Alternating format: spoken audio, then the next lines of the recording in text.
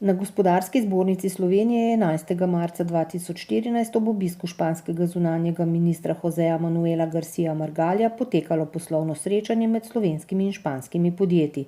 Španski zunanji minister je spregovoril o trenutni gospodarski situaciji v Španiji in tamkajšnjih poslovnih priložnostih ter možnostih skupnega nastopanja na tretjih trgih. Poudaril je, that there are a lot of opportunities for collaboration between Spanish and Slovenian companies. We can add value in Latin America. In Latin America, we are now second investors, only behind the United States. Our stock of investment there is 400 billion euros. We have the expertise to be there. We know very well, country by country, what should be done and what shouldn't be done. And you have an experience we don't have in the Balkans and the Eastern Europe. So joint ventures could be profitable for both of us in Latin America in one side and in the Balkans in another side. You can add value in this part of the world, we can add value on the other. Udeležence je nagovoril tudi novi slovenski minister za gospodarski razvoj in tehnologijo Metod Dragonja. We believe that there is still very large room for further enhancement of economic and trade relations. Potential for further strengthening bilateral trade, for example, are in the following sectors: energy and environmental technologies, information and communication technologies, food industry, biotechnology, technology platforms and tourism. Kako pa s španskimi podjetji že sodelujejo in kakšna so pričakovanja slovenskih podjetij? Ali vaše podjetje že posluje s Španijo ali se šele pripravljate na vstop na ta trg?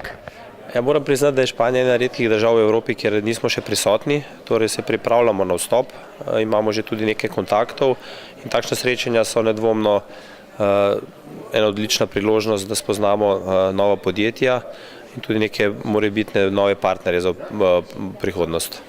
Kako ste vi zadovoljni konkretno danes? Rekli ste, da ste vse vizitke porabili, se pravi, da rezultat ni slab. Ne, tisto, kar smo si začrtali, smo opravili. Nekatera podjetja pač niso, bom rekel, nekako kompatibilna z našo dejavnostjo. Tista pa, ki so bila tukaj, smo opravili res ene zanimive pogovore in mislim, da se bomo še videli v Španiji z njimi.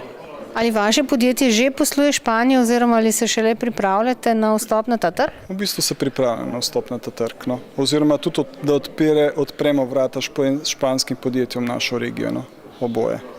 Kako ste zadovoljni z današnjim dogodkom? Je izpolnil pričakovanja? Bi rekel, da zdaj tile sestanki so nekako kratki, tako da je v bistvu sam navezava stika, ne. Tako, ampak do zdaj vtisi so kar lepi, prijetni, no. So zelo odprti, tako da mislimo, da bo kaj koristnega iz tega nastalo. Boste lahko nadaljevali potem srečanji v Španiji? Mislim, da ja, da bo interes, da je bil izražen interes za to. Ali vaše podjetje že sodeluje na španskem trgu oziroma vstopate tja? Ja, na španski trg smo prodrli lansko leto z prvim projektom, ko smo na svetovno prvenstvo v rokometu dobavili gole za ta turnir. Kako ste pa zadovoljni z današnjim srečanjem? Ste vzpostavili kaj stikov? Ja, z današnjim srečanjem zaenkrat sem zadovoljen.